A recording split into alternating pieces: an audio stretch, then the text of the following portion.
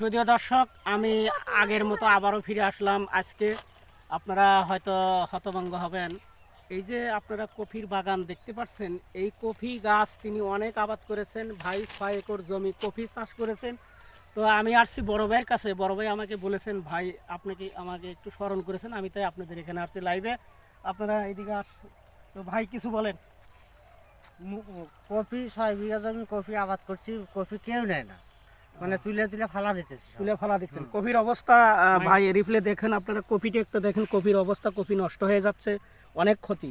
তো ভাই আপনি কফি কত বিঘা লাগাইছেন? 6 বিঘা। 6 একর লাগাইছেন? 6 বিঘা। 6 বিঘা। কফির খরচ কত হয়েছে?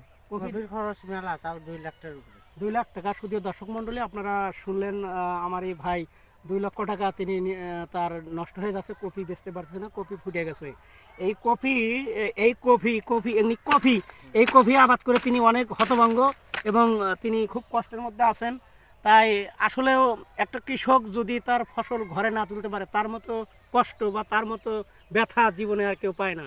তাই আপনারা দেখতে পাচ্ছেন তিনি অনেক লসের মধ্যে আছেন। আপনাদের সামনে কথা বলবো, আগামী পর্বে দেখা হবে নতুন কিছু মুখ নিয়ে।